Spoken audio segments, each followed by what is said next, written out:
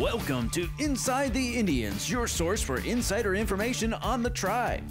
Stay with us as we bring you the latest about the players, managers, and people behind the scenes at Victory Field. Now here's your host, the longtime broadcast voice of the Indians, Howard Kellman. Hi everybody, and welcome to a special edition of Inside the Indians. We'll take you behind the scenes. We'll speak with former Texas Ranger manager Jeff Bannister. We'll talk with Geordan Stapleton, the Indianapolis Indians cook and a registered dietitian. And we'll also speak with Bobby Martin, the Indianapolis Indians clubhouse attendant. We'll be back with Jeff Bannister on the home of the Indians, WHMB TV 40.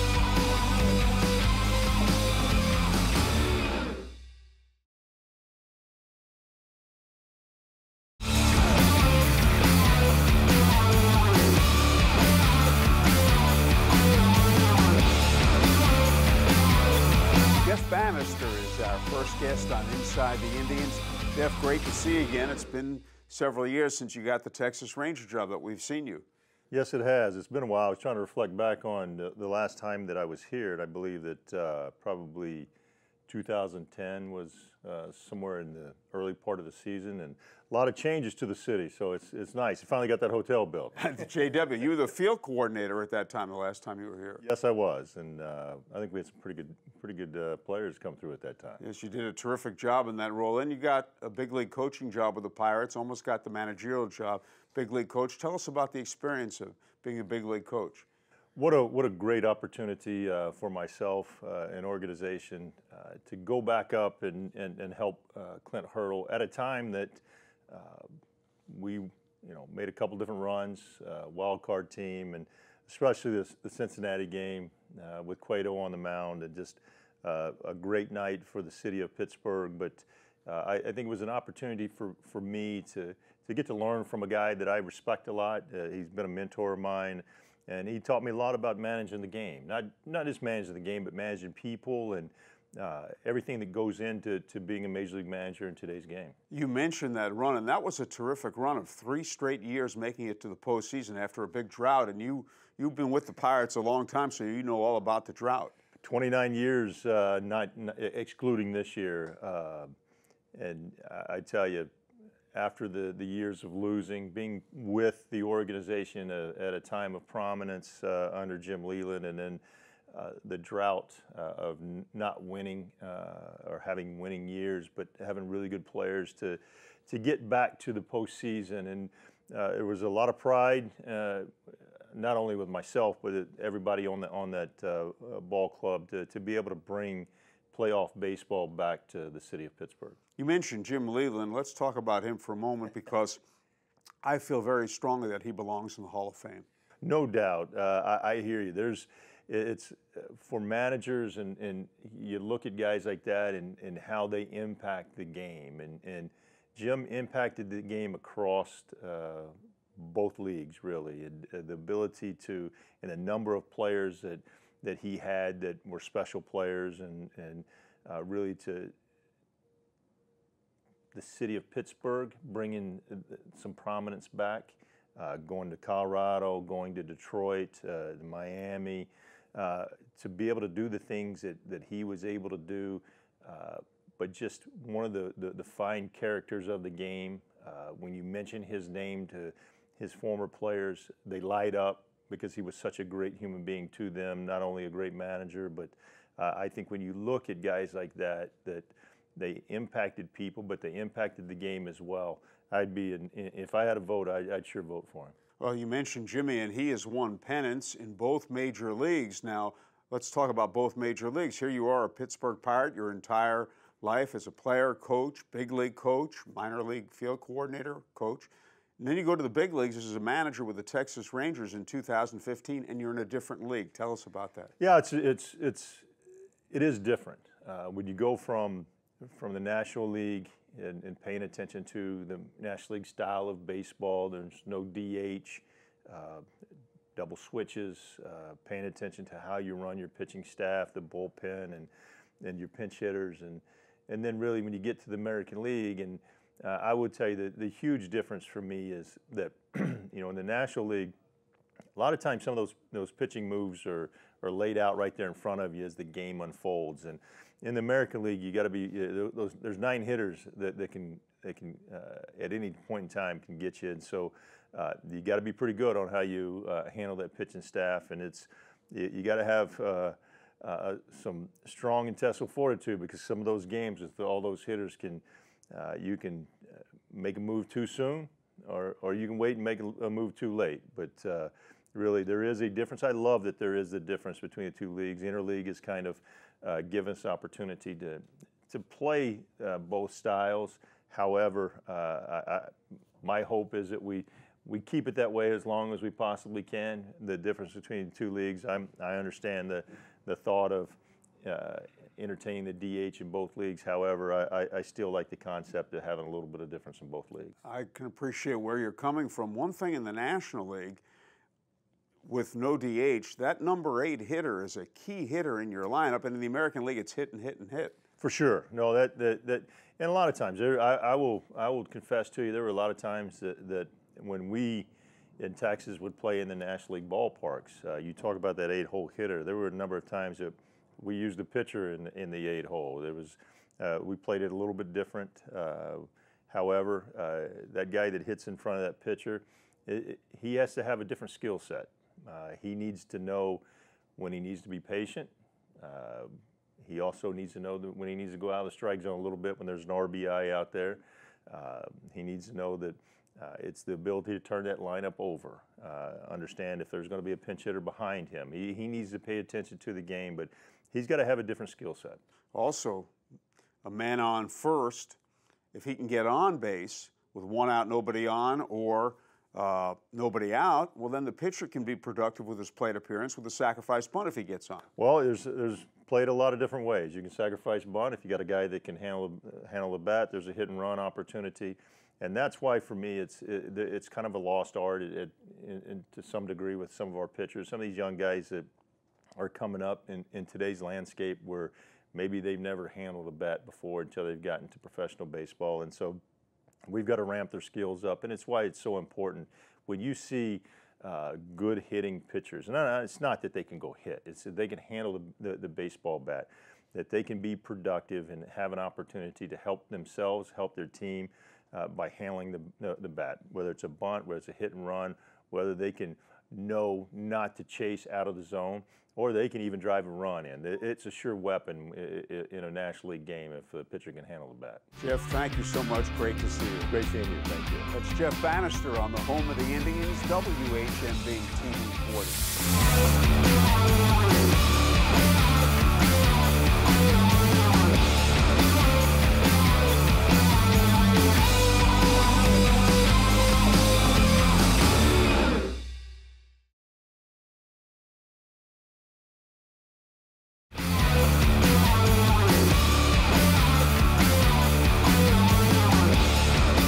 Geordan Stapleton, our next guest on Inside the Indians.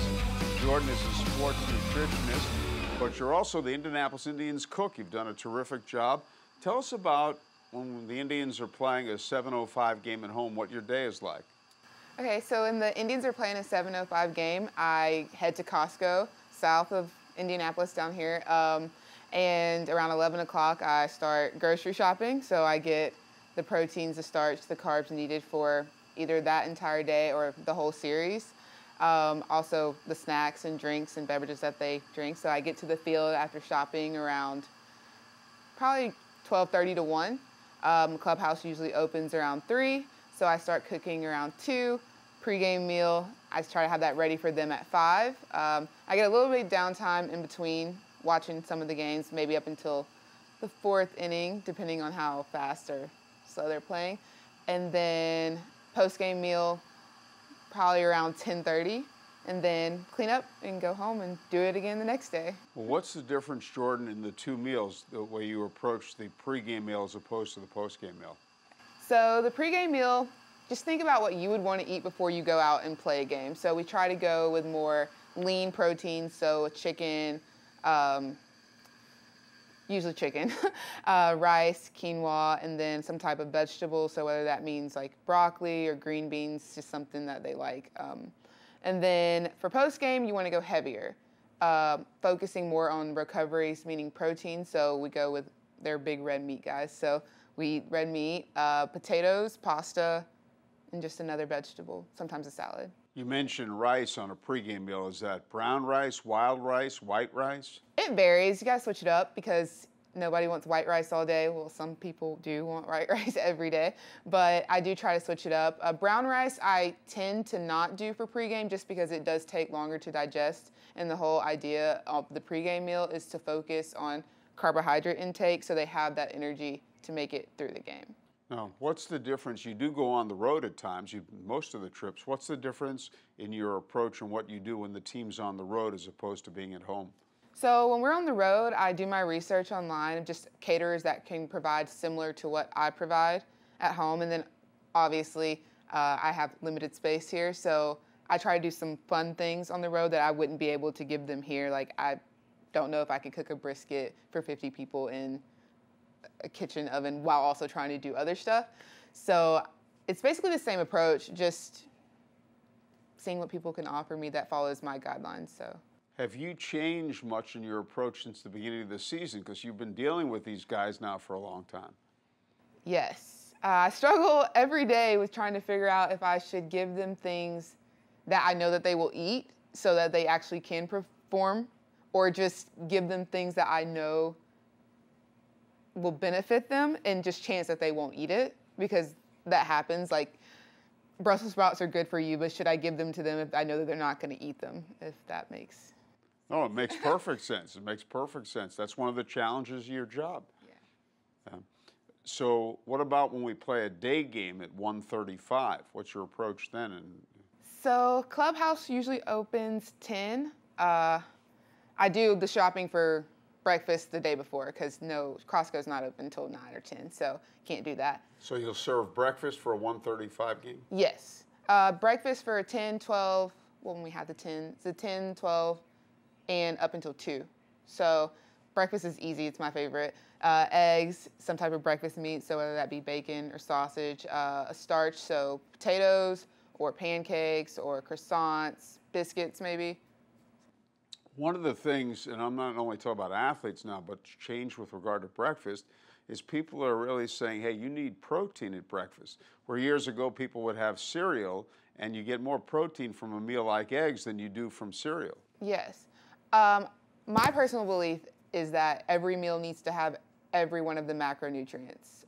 I mean, the ratio of how much differs a little bit, but I mean, I think I know, and I think protein is necessary at every meal, just as carbs and just as fat is as well. And I think when players lift weights, and just about all of them do, protein's even more important. Oh yes, so if you think about it, when you're working out, you're tearing your muscles. So that protein is needed to replenish that. Like if you don't replenish your protein, your muscles basically are just gonna stay torn and also just take longer to heal. Tell us your background, Jordan, and how you came to work for the Indians. So I am from Montgomery, Alabama. I did my undergrad at Florida State University in Tallahassee, majored in dietetics there. Then I went on to the University of Memphis, did my graduate degree there and my dietetic internship, which is required in order to be a registered dietitian. And then I saw this posting with the Pirates and I applied, and now we're here. Worked out great. Yeah. Do you have a long-term goal as to what you'd like to do? Yes. I would love to be a dietitian with the Olympics. I think that would be, I don't think you can get any higher up than the Olympics, in my opinion. But we have to have you working more than once every 4 years. That's true. But you think about, like, for example, like volleyball just stuck in my head. USA volleyball, they practice during that time. So it's. Sure. Well, I'm just kidding. Oh. But still, that would be really interesting, dealing with Olympic athletes. Yeah, I think it would be super fulfilling, just being a part of that accomplishments, and just even getting to the Olympics is an accomplishment. Worry about winning there later, you know? So. Well, Jordan, congratulations on the great job you've done here this year. We thank you very much, and we wish you continued success. Thank you. Okay, that's Geordan Stapleton, who is a nutritionist and the Indianapolis Indians cook on the home of the Indians, WHMB TV 40.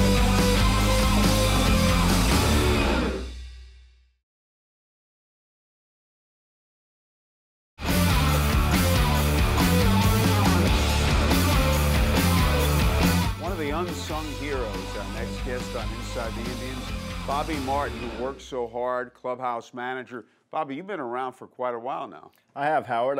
This is going into my 23rd season here with the Indians. I started in April of 1997.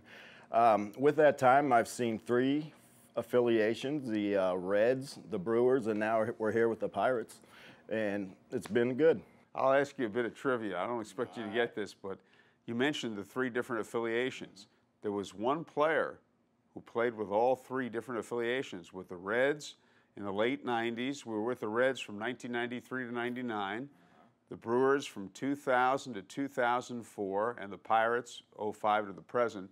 He was a left-hand hitting outfielder, and he may be the only player, I wonder if he's the only player in the history of our franchise to play for 3 different parent teams. Let's say, I know Mark Sweeney played for 2. Right, but he didn't play for the Pirates. I know the Pirates. That's a good one, because he's a left-hand hitting outfielder too. That was my time when I started down at Visiting Clubhouse. I'll give you his initials, J.N. And he became a coach, by the way, after his playing days. Nope. First name John. John Nunnally, remember him? Yeah, he's our double-A hitting coach now in Altoona. Yeah, Right. In the spring training. John Nunnally, left-hand hitter, now a coach. So tell us what your typical day is like. Well, my day, I get here about 9 o'clock in the morning. That's for a night game. Yes, correct? sir. And then I go through what we didn't get done last night. There's the dirty uniforms. That seems to be the biggest task, the sliding in the dirt, getting them out. So I finish that up, get all the laundry from the previous night turned over. I fold a lot of towels. Then I come into cleaning. I do a lot of vacuuming. We got a lot of carpet around here. I clean our home clubhouse. I clean the visiting clubhouse and our back hallway and the family waiting room. Now, when anybody ever mentions the carpeting, this is before you got here, but I know you remember when I wore the hairpiece. Mm-hmm. In 1984, I was wearing the hairpiece, and we won we finished first, and there was a big celebration. And the next day, I said to Buck Rogers, our manager, you know, how did you guys clean up the clubhouse with all the champagne being sprayed and all that? And you've had to do that. And he said, we got all of it, except we didn't quite clean the rug. Did you clean your rug? And I said, well, yes, I did. I cleaned my rug. But anyway, we've had some championship celebrations here, some division clinching, and you've had work to do. We have, but I'll take that work for any championship, any celebration in this world. I've been doing this for, I'm going on my 28th season, I believe, and I've only won 1 championship. That was in 2000. Yes. So I'll take that champagne, I'll take the cleanup, the hustle and bustle of getting it ready for the next day, anytime. We won that championship here in Indianapolis, Game 5 defeating Scranton, and also more recently, 2012, I believe, we clinched first place here in this clubhouse. So what's it like for you with the champagne? What's it like the next day? Well, that one we had a massive celebration. We had over 300 bottles of champagne, 10 cases of beer, and a flooded locker room. So, but it's pretty easy. The carpet crew is on deck to clean it, so we just try to bunch up the plastic as good as we can, get in the big tote, and hope for the best after that. The smell doesn't go away for a while. It takes a couple weeks for it to go away, but you know what? The smell of victory is worth it. Okay, that's well said, Bobby. Tell us about the people who work under you. Well, now I have Noah Click. He helps me out during the summer. He's starting teaching tomorrow, so my help's gone for half the day. But the bad boys help out a lot. They do well. Dustin, Curtis, and Cam, they do good when they can and when they're around. And you also were added to the Indian staff full-time recently. Tell us about that. I was in January of this year. The Indians hired me full-time after 22 seasons of part-time work, and I couldn't be more happier. I mean, to work for an organization like this and know that I never have to worry about a winter job again is something. Because you're from the Cleveland, Akron area, you'd go back there often. Well, I moved here in 2007, so this became my home then. My brother still travels back and forth to Canton, Ohio, which is 300 miles, so as fast as you want to do it, but I'd say we keep it around 4 hours and 45 minutes. Now, your brother Jeremy handles the visiting clubhouse, and you've done that, as you just mentioned earlier. What's the difference working in the home clubhouse as opposed to the visiting clubhouse? I did work in the visiting clubhouse from 2005 to 2008. I would say the biggest difference is every 3 to 4 days you're getting a new group. So you have 30 to 35 different personalities, you know, people from different countries, to where on the home side, I know the 30 to 35 guys I'm dealing with every day. This year has been a little different because we've had a lot of roster moves, but for the most part, I know the personalities, I know what they need, I know what they like, and I know how they want things done. Yeah, is part of your job and your assistant Noah's job running errands at times for players and getting things? We do, but I will say now the players are they do more things on their own. It's not like it was back in the 90s, 2000s. They're a little bit more better. Well, Bobby, you do an outstanding job. We congratulate you on another terrific season, and thank you so much for taking time out to speak. Thank you, Howard. That's well done. That's Bobby Martin on the home of the Indians, WHMP TV.